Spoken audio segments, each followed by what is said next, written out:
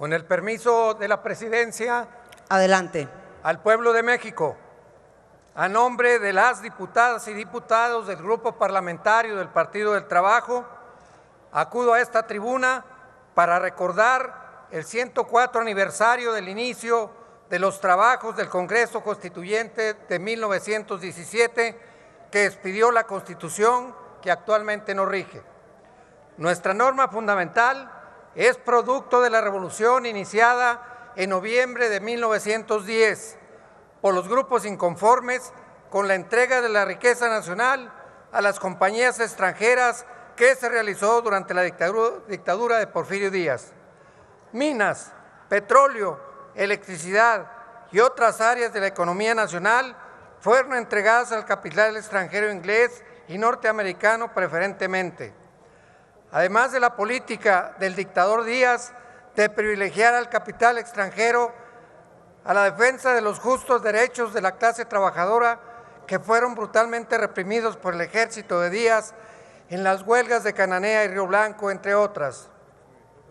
así como el despojo de sus tierras a los propietarios agrícolas, como ocurrió con los indígenas yaquis en el estado de Sonora y los pequeños propietarios agrícolas en el estado de Morelos, solo para citar unos cuantos. Contra la desnacionalización de los recursos de la patria se levantó en armas el pueblo de México. Si bien es cierto, el compromiso de Carranza era mantener en vigor la Constitución de 1857, lo cierto es que dicha Constitución no se podía encauzar las causas justas de obreros, campesinos y clases medias que participaron en la lucha armada. Durante 2 meses, diciembre de 1916 y enero de 1917, los diputados constituyentes realizaron su tarea para encontrar cauce jurídico a las aspiraciones del pueblo. Por primera vez en la historia de las constituciones de la época, se establecen en el texto constitucional los derechos de la clase obrera y de la clase campesina, así como la obligación expresa del Estado mexicano de crear un sistema de educación pública que sacara a la gran masa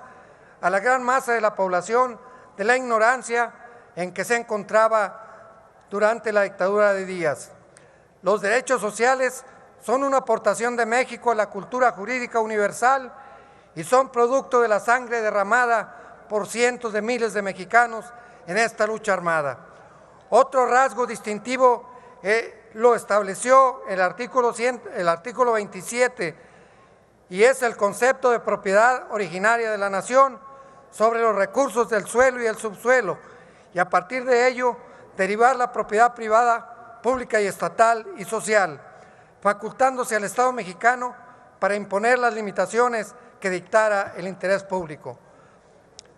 De esta propiedad de la nación sobre los recursos del subsuelo, los gobiernos emanados a partir de 1917 pudieron ir recuperando la propiedad de nuestros recursos, hasta la gran gesta nacionalista del presidente Cárdenas en marzo de 1938, cuando se expropian los bienes que dichas empresas tenían en nuestro país. Por eso hoy el gobierno de la Cuarta Transformación, encabezado por el presidente Andrés Manuel López Obrador, ha presentado ante esta Cámara de Diputados una iniciativa de reformas para que el Estado mexicano recupere su capacidad de rectoría en el sector eléctrico del país. Las y los diputados del Grupo Parlamentario del Partido del Trabajo apoyamos dicha propuesta porque encuadra perfectamente con las propuestas del Constituyente de 1917 contenidas en el artículo 27 constitucional